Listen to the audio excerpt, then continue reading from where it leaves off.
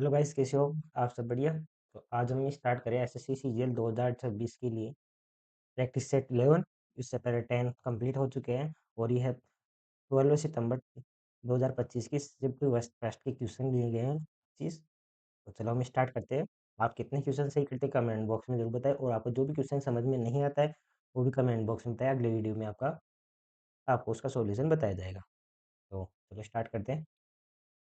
पहला क्वेश्चन, भिन्न 5/9, 4/7, 3/5 और 2/3 को आरोही क्रम में बढ़ते क्रम में व्यवस्थित कीजिए। तो कौन कौन सी दे रखे हैं हमें? कौन कौन सा दे रखा है? 5/9, तो 5/9, 4/7 और देखिए 2/3/5 और 2/3। तो हम क्या करते हैं, इसका लगभग भाग देख के देख लेते हैं। यहाँ पर पॉइंट कितना आएगा? 5 बार 5, 50, फिर 5 बचेंगे, फिर वही 55 के 0.55। इसका देखिए देखिए तो 5 5 35 हो गया। फिर 5 बचा तो कितनी बार? 7 बार, यानी 0.57। इसमें भाग देखिए यानी 0.6, और ये कितना होगा? 0.75। ठीक है, इतना आ गया। अब देख लो सबसे बड़ी कौन है? 2/3। तो सबसे बड़ी वाली 2/3 तो लास्ट में एक ही है, तो ऑप्शन होगा बी। आ गया समझ में? इसका इसमें भाग देके हमने देख लिया कि सबसे बड़ी वाली कौन सी है। तो हम नेक्स्ट क्वेश्चन की तरफ चलते हैं। चलो, 2/1/3 प्लस 3.6 माइनस 1/1.9। ठीक है, तो अब इसको पहले कॉल, इस ब्रैकेट कॉल करते हैं तो कितना होगा? 5/2। तो इसको क्या लिख सकते हैं? 5/2 को क्या लिख सकते हैं? यहाँ पर क्या होगा? ये होगा 5/2 हो जाएगा। यहाँ पर ये होगा 5/2 प्लस 3.6 1.9। तो ये क्या होगा? 2.5 प्लस 3.6 माइनस 1.9, तो क्या होगा? 0.1 और 6.1 माइनस 1.9। तो ये कितना होगा? 0.2 और 5 4.2, यानी ऑप्शन ए। चलो नेक्स्ट क्वेश्चन।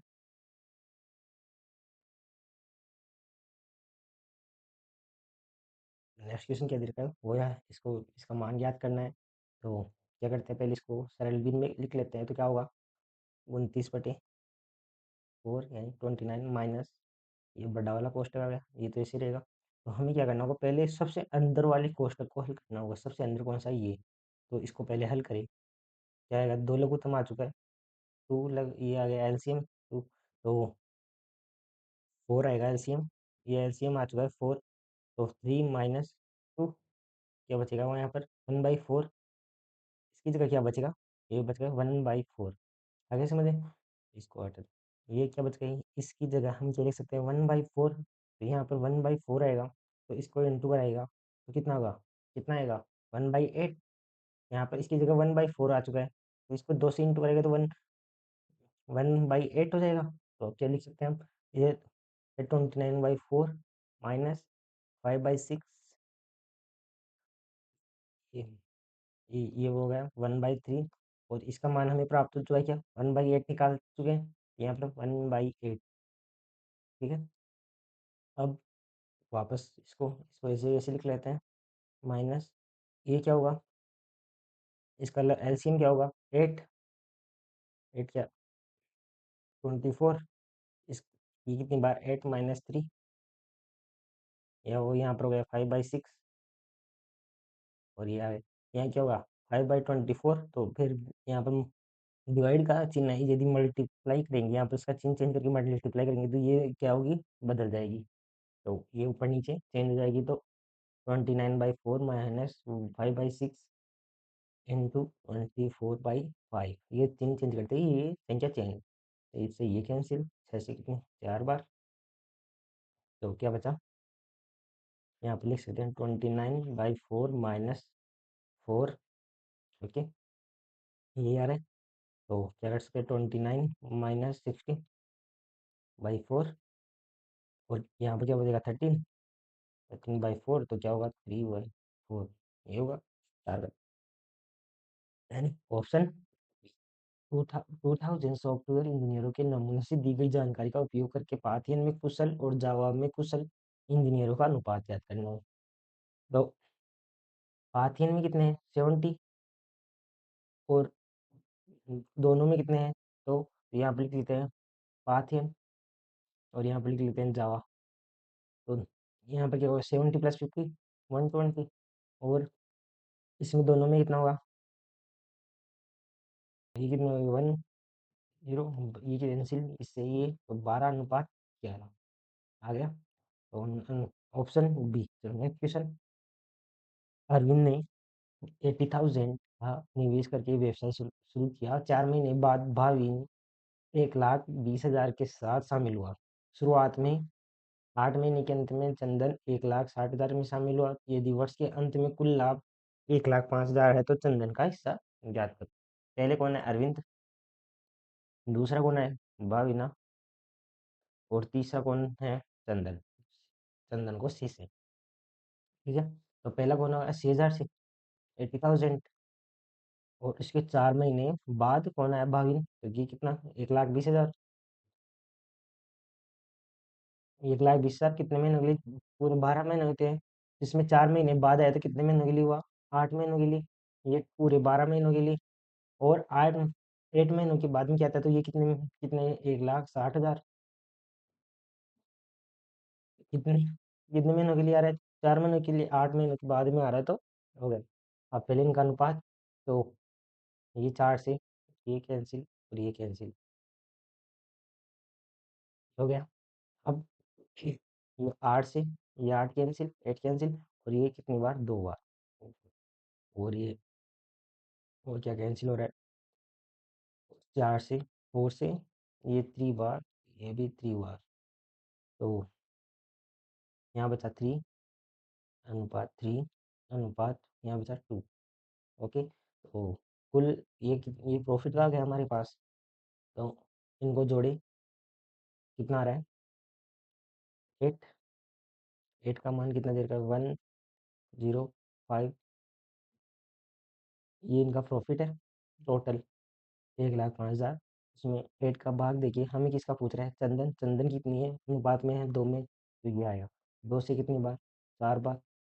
अब 4 का इसमें भाग दें तो कितनी बार जाएगा 2 बार, 2 बार तो 26, इसको नीचे लिख लिया 26 आ गया। तो फिर कितनी बार जाएगा 2 बार, तो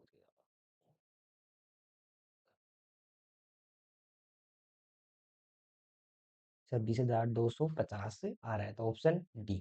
चलो नेक्स्ट क्वेश्चन। ए और बी एक व्यवसाय शुरू करते हैं। ए 9 महीनों के लिए 80,000 का निवेश करता है, बी 6 महीनों के लिए 1,20,000 का निवेश करता है, तो 45,000 की लाभ में बी का हिस्सा क्या होगा। तो ए और ये बी है, ये कितने 80,000 रुपये, तो कितने महीनों के लिए 9, और ये 1,20,000 कितने महीनों के लिए लगा रहा है 6। तो अब काटे इनको, तो ये 4 जीरो से 4 कैंसिल, और क्या कट रहा है ये, और तो इसको 4 से ये 2 बार, तो ये 3 बार, ठीक है। और ये 2 से वो 3 बार, और ये 3 3 हो गया, तो ये 9 से ये 9, यानी 1:1, यानी 45,000 का हाफ हाफ होगा कि दोनों 1:1 में लेंगे, तो ये कितना होगा 22,500 ये लेंगे, और 22,500 ही ये लेगा बी। हो गया, तो ऑप्शन डी दोनों का बराबर हिस्सा होगा। Next question.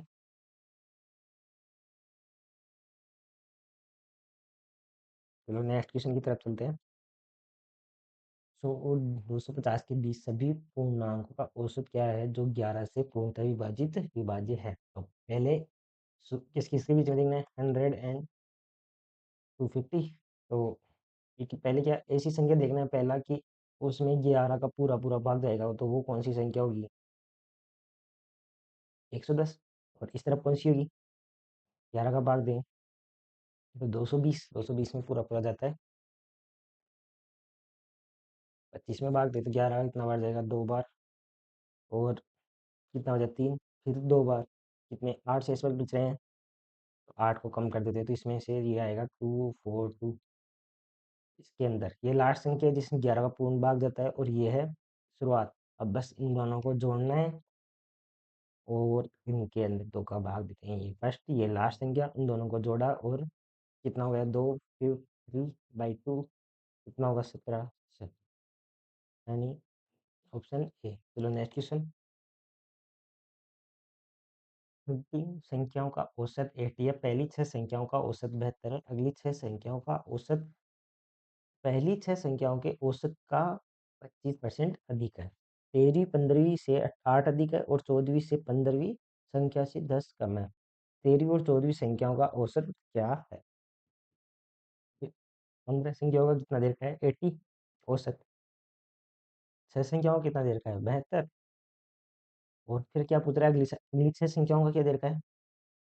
अगली 6 संख्याओं का औसत देर का है पिछली 6 संख्याओं का 25% अधिक। तो 72 का 25% क्या लिख सकते हैं 1/4 कितना होगा 18 तो कितना होगा 18 प्लस तो 72 प्लस 18 कितना होगा 90 यानी 90 हो गया। ये इनका औसत आ चुका है सभी संख्याओं का। अब कितनी 3 संख्या बच गई तो आ गई समझ में यहाँ तक। तो अब क्या पूछ रहा है कि 13वीं संख्या 15वीं संख्या से 8 अधिक है। तो हम पहले 15वीं संख्या को मान लेते हैं x है। तो 13वीं कौन सी होगी x प्लस 8 और 14वीं क्या होगी 15वीं संख्या से 10 कम है तो x माइनस 10 आ गया। अब क्या हमें क्या कर मान लेते हैं कि तीनों संख्याएं 80 80 और 80 है। 13वीं 14वीं और 15वीं संख्या हमने 80 मान ली तो इनका औसत भी पूरा 80 होना चाहिए। ये सभी संख्याओं का 80 है सही है तो उनका औसत 80 होना चाहिए। लेकिन कितना कम है इन 6 संख्याओं का 8 कम है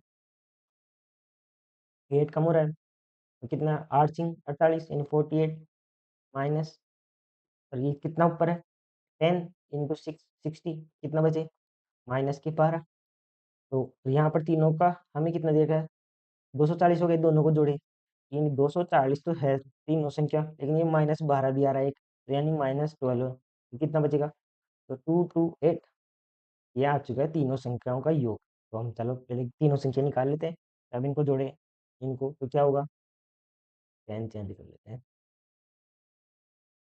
यहाँ पर क्या होगा 3x ठीक है और क्या होगा -2 बराबर 228 यहाँ प्लस होगा तो क्या होगा 3x बराबर 230 सही है। तो x का मान हमें प्राप्त हो चुका है क्या 230/3। तो अब क्या पूछ रहा है हमें औसत 13वीं और 14वीं संख्या तो इन दोनों का औसत क्या होगा x प्लस 2x माइनस 2 होगा 2x माइनस 2/2 इनका औसत ये होगा। आगे समझ में क्यों दोनों को जोड़ा तो ये ऊपर वाला आ चुका है। अब इसमें भाग दे तो क्या होगा x माइनस 1 ठीक है। x का मान यहाँ से 2 x का मान रखिए 230/3 माइनस 1 तो ये 3 यहाँ पर चला गया तो एलसीएम ले लिया तो क्या होगा 227/3 तो अब भाग दे इसमें कितनी बार जाएगा 7 बार फिर कितनी बार 5 बार फिर कितनी बार जाएगा 6 बार और 7 यानी 70.5.67 तो ऑप्शन सी। तो नेक्स्ट क्वेश्चन। मकान मालिक ने 8 लाख में फ्लैट खरीदा वह रखरखाव के लिए 2000 प्रति माह का भुगतान करने के बाद निवेश कितने किया 8 लाख का वार्षिक रिटर्न प्राप्त करना चाहता है तो उसे प्रति माह कितना तो 8 लाख पर उसने रिटर्न निवेश तो इतना किया 8 लाख पर 9% का चाहिए प्रति माह चाहिए तो बटे 12 ये तो 1 साल का आ रहा है तो बटे में तो अब 9 अंटे 72 72 को 12 से भाग दे दो कितनी बार 6 और बटे में 100 आएगा प्रतिशत में है तो बटे में 100 तो 0 से 2 जीरो कैंसिल तो कितना हुआ 6000 यानी 6000 तो प्रति माह इसका रिटर्न आ रहा है और प्लस 2000 ये रख रखाव के लिए तो कितना होगा 8000 यानी उसका कितना होगा किराया लेना चाहिए 8000 की 2000 तो ये और इसको निवेश का 8 लाख का निवेश 9% चाहिए तो 6000 तो कितना होगा 8000 आ चुका है। तो चलो नेक्स्ट क्वेश्चन। चक्रवृद्धि ब्याज 5 वर्षों में दोगुनी हो जाती है मूल मूल्य का 8 गुना में इस राशि को कितने वर्ष लगेंगे 5 वर्ष में 5 ईयर में कितने फिर ये 2 गुना तो हमें क्या चाहिए 8 गुना इसको क्या लिख सकते हैं, 2/3। तो ये 3 को 5 से इनको काट देते हैं तो कितना, 15 ईयर लगेंगे। तो नेक्स्ट क्वेश्चन, चक्रवृद्धि ब्याज पर कोई राशि 2 वर्षों में 6,600 और 3 वर्षों में 7,920 हो जाए तो मूलधन कितना है? तो 2 वर्षों में कितनी हो जाती है, 6,600, और 3 वर्षों में कितना हो जाता है, 7,920। ये इसमें इंक्लूडेड है, क्यों, 3 वर्षों का 3, तो 2 वर्ष आ रहे हैं तो इसको माइनस करें तो कितना बचेगा, 0,231 यानी 1,320। तो हम क्या करते हैं, पहले दर निकाल लेते हैं। 600, 6,600 का 8% बट 100 बराबर 1,320। जो 1 वर्ष का ही तो निकला है, यानी ब्याज। तो इससे ये कैंसिल, या ये 6 बार, ये कितनी बार, 12 बार, 6 से कितनी बार, 2 बार, तो ये 0 से ये 0 कैंसिल, तो आर का मान कितना आ गया, 20%। तो हमें आर प्राप्त हो चुकी है 20। तो अब इसको हटा देते हैं, इसको थोड़ा ओके, आ चुका है यहाँ तक। अब क्या पूछ रहे हैं हमें, मूलधन। तो 20% के 20% है, तो इसको क्या लिख सकते हैं, 20% को 1/5 हमें चाहिए 2 वर्ष के लिए। तो हम मान लेते हैं मूलधन है, जो ये दे रखी है इसको भिन्न के रूप में लिखते थे, इसका नीचे आता है ना, उसको हम क्या करते हैं, स्क्वायर करके मूलधन मान लेते हैं, नहीं 25 होगा। तो पहले वर्ष का ब्याज क्या होगा, 1/5 करेंगे तो 5, फिर 5 + 1 + 25, क्यों 25 की, यहाँ पर 2 वर्षों में 600 यानी कोई राशि, इसमें मूलधन जुड़ा हुआ है, तो कितना हुआ, 11,000। ये कितना हुआ, 36 का मान कितना दे रखा है, 6,600।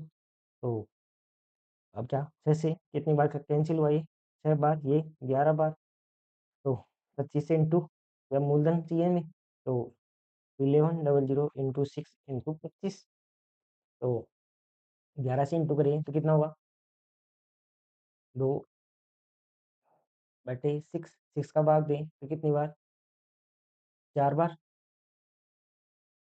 और 3 बच गया तो कितनी बार, 5 बार। इसके लगभग कौन सा है,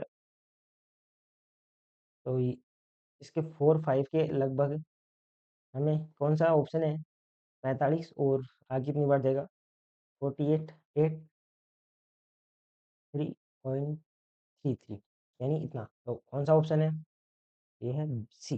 नेक्स्ट क्वेश्चन, सुमन ने 15 रुपये प्रति लीटर और की दर से 25 लीटर दूध और 50 रुपये प्रति लीटर की दर से 15 लीटर दूध खरीदा। उसने दोनों मात्राओं को मिलाया और फिर से पूरे मिश्रण को 48 प्रति लीटर की दर से बेच दिया। उसका कुल लाभ या हानि क्या होगी। सुमन ने कितने कितने 45 लीटर, तो 45 इंटू 25 प्लस 50 इंटू 15 लीटर लिया। तो इनका देखते हैं, और कितना टोटल कितना हुआ, 25 और 15 40, और उसने कितने रुपए प्रति लीटर में बेचा, 48, तो इंटू 48। अब इसको इंस्टेंट इंटू करेंगे तो 125, तो यहाँ पर क्या होगा, 25 × 125, तो 5, और 25 यानी 112, प्लस इसको 15 5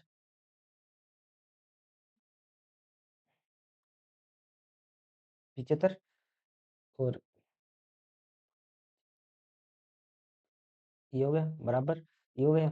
अब इनको जोड़े, क्या होगा, 5 7 8 1 आया। अब इसको इंटू कराए तो 832, और ये 19, ये 920, यानी उसने 1920 में बेच दिया, 1875 में खरीदा, तो कितने का प्रॉफिट हुआ, कितने का हुआ, 45 का प्रॉफिट, 45 रुपए का प्रॉफिट हुआ। तो ऑप्शन, चलो नेक्स्ट क्वेश्चन, एक खिलौना निर्माता ने 90,000 की कुल लागत का 1200 खिलौने कार बनाई। 90,000 की कुल लागत में कितने 1200 खिलौने कार बनाई। उसने एक धर्मार्थ कारीगर में 200 कारें दान कर दी, तो पूरी 1200 बनाई, उसमें से 200 तो फ्री में बेच दी। बाकी की के लिए 120 रुपये प्रति कार की बाजार से 10% की छूट की घोषणा की। 120 रुपये प्रति कार के बाजार मूल्य पर 10% की छूट की घोषणा की, उसने खरीदी गई प्रत्येक 8 खिलौना कारों पर 2 खिलौना कारों की मुफ्त दे दी। यदि सभी 1200 खिलौने कारें वितरित की गई तो उसे कुल लाभ या हानि ज्ञात कीजिए। इसने कितने में बनाई थी, 90,000 में। ठीक है, तो कुल कितनी बनाई थी? 1200। 1200 में से 200 दान कर दी तो माइनस 200 हो गई। तो कितनी बची? उसके पास बच रही है 1000 कारें। 1000 में 120 प्रति दर से 10% की छूट पर घोषणा की। 120 में से 10% की करेंगे तो 120 का 10% क्या होगा? 12। 12 पर 12 की छूट दी तो उसको कितने में बेच रहा है वो? 120 में से 12 तो यानी 108 रुपए की एक कार बेच रहा है वो। 108 की बचेगा, क्यों? 120 का 12%, 10% निकाला, 12 आ गया, 12 को घटाया तो 108 रुपए में बेच रहा है। खरीदी गई 8 किलो निकारों में 2 को मुफ्त दे दी। मान लो 8 किलो निकारे और 2 दी तो यानी 10 पर कितनी दे रहा है? 2। यानी 10 कार कोई लेता है तो उसमें 2 फ्री है। यानी टोटल का कितना? उसको तो 10 के लग रहे हैं और फ्री कितनी दे रहा है? 2। तो कितने परसेंट की छूट दे रहा है? कोई 10 कार खरीदता है, 2 उसके लिए फ्री। ठीक है? तो उसके पास कितनी कारें हैं? 1000। यदि वो 10 पर 2 फ्री दे रहा है, यानी कितनी परसेंट छूट दे रहा है वो? 1/5, यानी 20% की छूट और दे रहा है। 20% की छूट ही हो गई ना, क्यों? 2 पर 10 की दे रहा है तो 1/5। तो यानी 20% की छूट और दे रहा है। 10% की छूट तो दी उसने और 20% की ये कार कार फ्री में देके उसने और कर दी। तो 108 का 20% और निकाल ले। 108 का ये 20% और छूट दे रहे तो 108 का 20% 108। तो 20% 20/100 यानी 1/5। 1/5 क्या होगा? इसको 5 2 बार, एक बार, यहाँ पर 3.6 यानी 21.6। 108 में से 21.6 ही माइनस करें या तो फिर तो माइनस 21.6, तो यहाँ पर 0.4, ये क्या होगा? 6 8। ये क्या हो? 10 में दोगे तो 8, यानी 86.4 में बेच रहा है सभी कारें। तो हजार 1000 कारें हैं तो 86.4 में बेचेगा तो 1000 कितने में बेचेगा? तो 86.1 कार इतने में है तो 1000 कार बेचना है। तो ये पॉइंट हटाया तो ये बचा 86,400 में टोटल कारों को बेच दिया। बनाई कितने में थी? 90,000 में। बेचा कितने में? 86,400 रुपये में। तो कितने का घाटा हुआ उसको? तो 90,000 माइनस 86,400 क्या बचेगा? बताओ क्या बचेगा? जीरो। 2 बार जीरो, यहाँ पर 6 और यहाँ पर 9 यानी 3, यानी 3600। 3600 बचेगा। इसमें 3600 जोड़े तो 9,000 हो रहा है। ठीक है? 3600 कितने पर? 90,000 इंटू हमें चाहिए परसेंटेज में, तो 2 जीरो से 2 जीरो कैंसिल, ये 2 जीरो से ये कितनी? 4, यानी 4% की लॉस पर उसने बेच रहा है। तो ऑप्शन होगा ए। Next question. एक खुदरा विक्रेता एक एयर कंडीशनर का मूल्य उसके क्रय मूल्य से 80% अधिक करता है। वह अंकित मूल्य पर 20-25% की छूट देता है। एक त्योहार ऑफर के दौरान पहले से रियायत मूल्य पर 10% की अतिरिक्त छूट है। यदि अंतिम विक्रय मूल्य 15,520 है तो एयर कंडीशनर का अनुमानित क्रय मूल्य क्या था? मान लो उसने 100 रुपये थे, 100 रुपये का कंडीशनर था, उसने बढ़ाया के कितने कर दिया? 180। 180 का पहले 180 का 25% तो क्या लिख सकते हैं? 1/4, यानी 4 पर एक की छूट दे रहा है तो कितने में बेच रहा है? 3/4। और एक त्योहार ऑफर के दौरान 10% की दिया है, 10% के लिख सकते हैं 1/10, यानी 10 पर तो ये होगा 9/10। तो उसका कुल कितना हुआ? 15,552। तो हम इसको ये कैंसिल और 9 से इसको काटे तो 1, ये कितनी बार? 7 और क्या बच गया यहाँ पर? 2, तो 2 बार और यहाँ पर क्या बचेगा? 7 तो 8, यानी कितना हो गया? 1728। फिर 9 से यहाँ पर क्या बचेगा? 2। तो इस 2 को इस 9 से वापस कैंसिल किया जाए तो क्या 1 कितने बच गए? 8, फिर 9, फिर 2। क्या बच रहा है यहाँ पर? ये 2 से ये 2 तो 3 से कितनी बार? 6 4, यानी 64।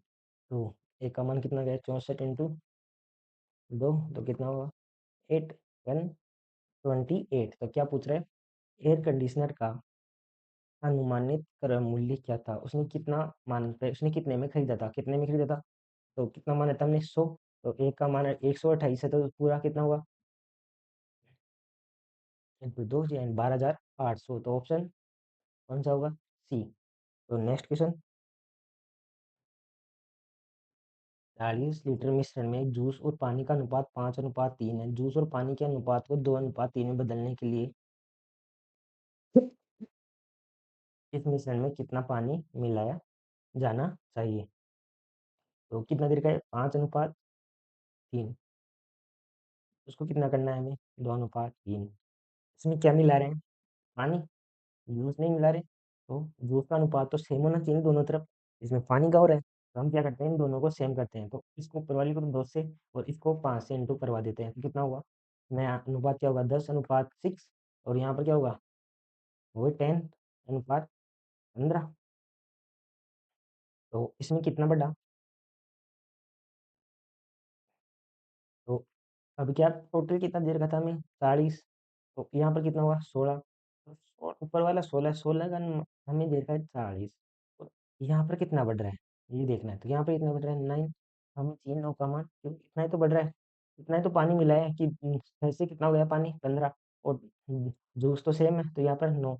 एक कम, यहाँ पर 16, तो एक का मान कितना होगा? 40 बाई 16। और हमें चाहिए कितने का मान? 9 का, तो इंटू 9। तो ये 4 से 4 बार, तो कितना होगा? 90/4। तो ये कितना आएगा? तो ये 2.5 यानी 22.5 लीटर पानी मिलाना होगा। तो ऑप्शन डी। चलो नेक्स्ट क्वेश्चन, एक कार्य को 15 दिनों में पूरा किया जा कर सकता है, बी उसी कार्य को 20 दिनों में कर लेता है। यदि वे एक साथ मिलकर 4 दिनों तक कार्य करते तो कार्य का कितना शेष बचेगा? तो ए कितने दिनों में? 15।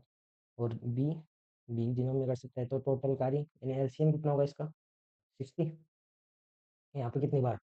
ये 4, ये 3। अब ए प्लस बी का कितने, दोनों को इन कार्य क्षमताओं को जोड़े, कितना होगा? 7। कितने दिन तक कार्य कर रहा है? तो 7 × 4, तो कितना हो जाता है? 28। तो शेष कार्य यानी रिमेनिंग वर्क ज्ञात करना है, तो रिमेनिंग वर्क क्या होगा? 60 माइनस 28, कितना बचा?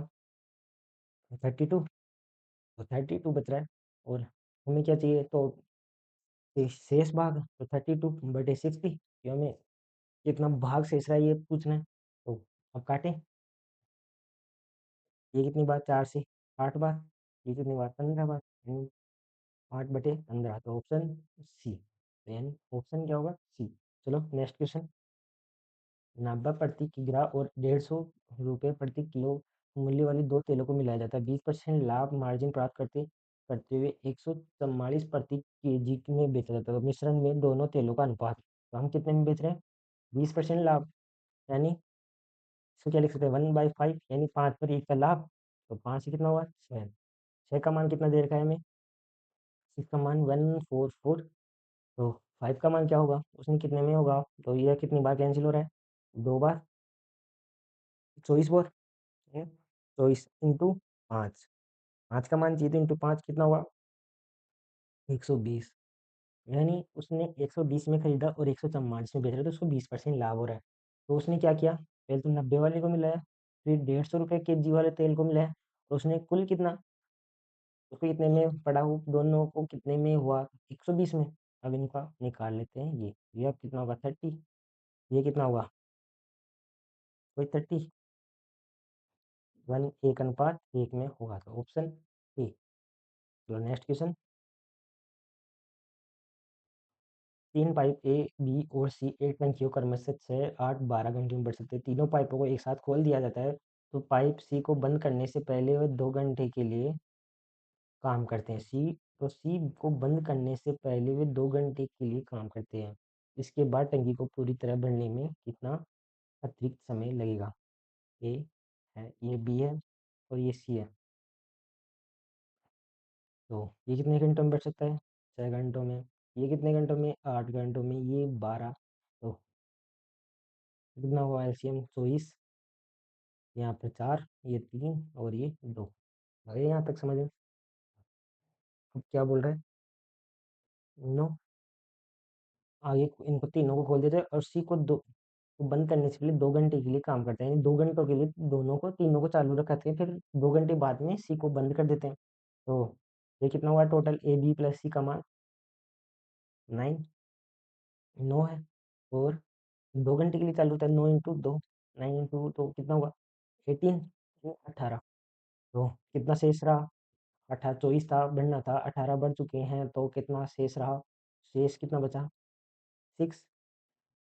तो अब क्या पूछ रहा है, इस 6 को बढ़ने में कितना टाइम लगेगा, कितना टाइम लगेगा 6 को, तो इसमें कौन बढ़ रहा है, दोनों 4 और 7, सी को तो बंद कर दिया, तो अब ए और बी बढ़ रहे हैं, तो कितना बच टाइम लगेगा 6, और यहाँ पे कितना है 7, तो यानी 6/7 आवर, दोनों की कार्य क्षमता 7 हो रही है, तो 7/6, तो शेष कितना है, 6 ही है, तो हो गया ऑप्शन ए। चलो नेक्स्ट क्वेश्चन, एक bullet train 240 kilometre per hour की औसत गति से 30 मिनट में एक निश्चित दूरी तय करती है। ट्रेन ट्रैक के रखरखाव के कारण इसे डाइवर्ट करने की आवश्यकता है, जिससे दूरी 20% बढ़ जाती है। यदि ट्रेन को अपने गंतव्य स्थान पर 30 मिनट में पहुंचना है, तो कितनी इसकी औसत गति क्या होनी चाहिए, तो 30 मिनट में कितना 120 किलोमीटर पर एक 240 किलोमीटर प्रति घंटे की स्पीड से चल रही है, 30 मिनट यानी आधा घंटा, यानी 1/2, तो दूरी कितनी होगी, डिस्टेंस क्या होगी बटे 1/2, यानी 1/2 हो गया, तो कितना होगा यहाँ पर 240, तो कितना होगा 120, यानी किलोमीटर, यानी इतनी दूरी को तय करनी है। यदि डाइवर्ट करने के कारण 20% दूरी बढ़ जाती है, तो कितनी दूरी होगी, अब दूरी कितनी होगी 20%, तो 120 का 1/5 करे, तो या इसको 1/5 यानी एक 5 पे एक बढ़ रही है, तो कितना होगा 6/5, ये कितनी बार 24 इंटू 6, तो ये कितना होगा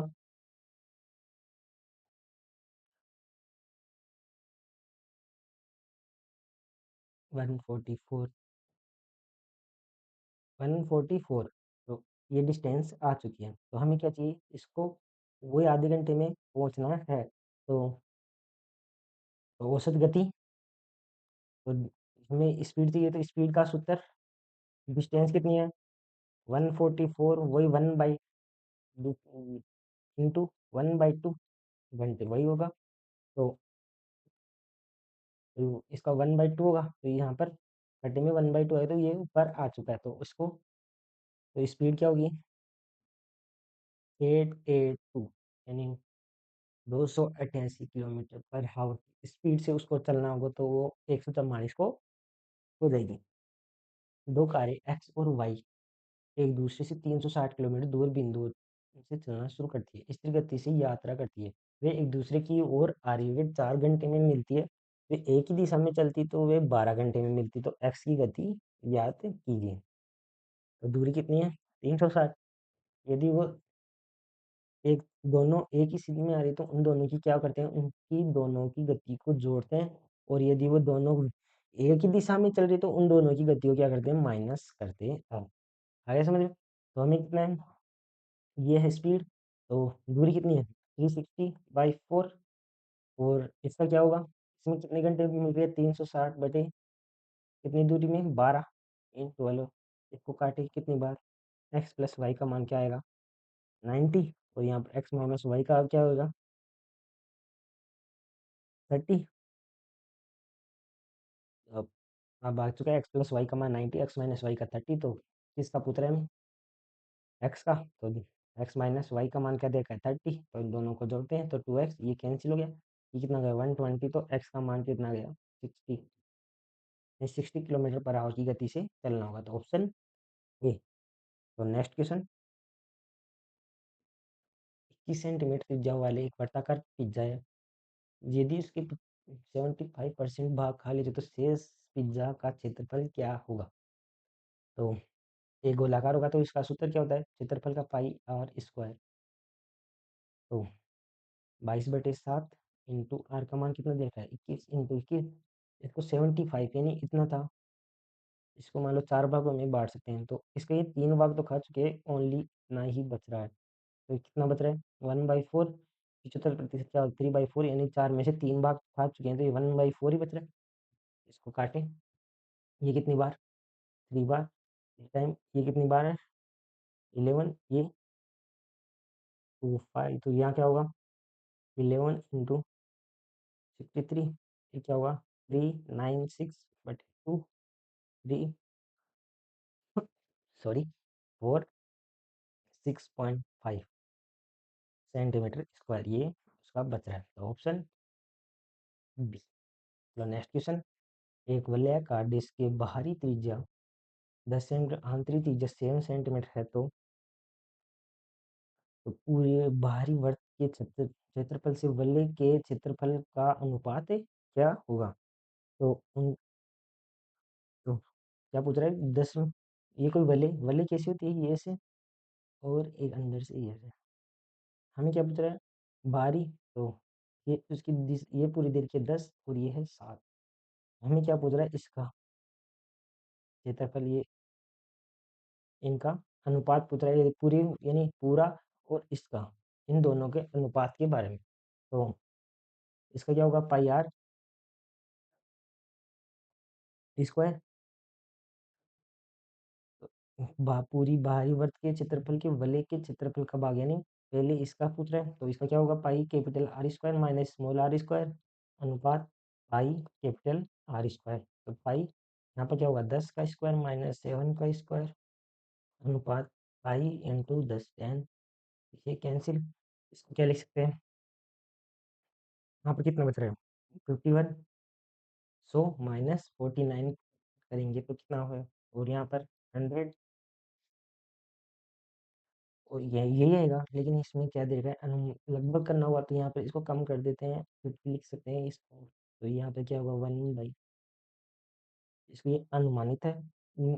आना तो ये चाहिए था, लेकिन ये ऑप्शन में दे नहीं रखा, तो हमें क्या होगा, इसको एक कम करना होगा, तो 1:2, ऑप्शन ए। चलो नेक्स्ट क्वेश्चन, 35 सेंटीमीटर त्रिज्या वाले साइकिल के पहिए द्वारा एक चौथाई चक्कर में उसकी परिधि का कितना प्रतिशत भाग तय, कितना, 1/4 चक्कर में, तो कितना प्रतिशत है? तो मान लो ये कोई पहिया है, इसको ये 4 भागों में बांट देते हैं, 1/4 दे रखा है, ये पूरा 100% है, ठीक है ना? इसका ये इतना मान लो, ये उस यहाँ पर वो चला, ये पहिया है, ये चल रहा है, तो इतना टच होगा, यदि 100% में से कितना, वन, ये पूरा 4 मान लो, 4 भाग है, तो 4 में से कितना टच हो रहा है, 1 इंटू, हमें चाहिए परसेंटेज में, इंटू 100, तो कितना होगा, 25% इसलिए हमें त्रिज्या की कोई आवश्यकता नहीं है, क्यों, हमें क्या पूछ रहा है, 1/4, तो 1/4 ही उसका 1/4 दे रखा है, तो उसी को परसेंटेज के रूप में लिख देते हैं।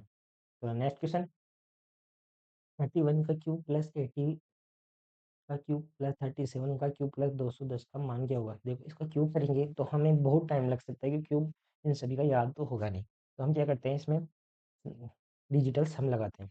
यहाँ पर क्या दे रखा है, 31 इनका क्या होगा सम, 4 का क्यूब 64 है, 10 यानी 1, यानी इसका तो 31, इसको 31 का क्यूब प्लस 18 का क्यूब माइनस 37 का क्यूब प्लस, तो इसमें क्या होगा, डिजिटल सम लगाएंगे तो 4 4 यानी 64 होगा, 64 का 4 1, यहाँ पर 8 और 1 9, 9 का क्या होता है, 0 मान लेते हैं, तो इसका 0, यहाँ पर क्या होगा, 7 और 3 10, 10 का क्यूब, 10 10 का क्या लिखते हैं, 1 1 का क्यूब करेंगे तो 1 ही आएगा, तो यानी -1 प्लस ये कितना हो गया 3, तो क्या आ रहा है, इनका सभी का डिजिटल सम आ रहा है 3।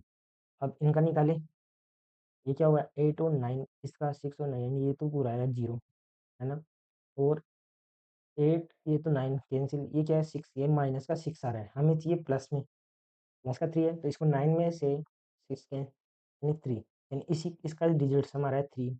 आज ये देखते हैं, इसका तो 3 आ चुका है, नहीं ये हो सकता है, और इसको इससे कैंसिल किया जाए, ये कितना होगा 13, यानी -4, यानी -4 यानी 5, यानी इसका आ रहा है 5, और इससे कैंसिल, तो ये 5, तो ये इतना आएगा, यहाँ पर -5 आ रहा है, तो ये क्या होगा 4, यानी एक ही आ रहा है, तो ऑप्शन क्या होगा, जिसका डिजिटल 3 आ रहा है, तो ऑप्शन बी। चलो नेक्स्ट क्वेश्चन, y बराबर mx प्लस 5 है, बिंदु 1 और 8 से जुड़े m का मान ज्ञात कीजिए।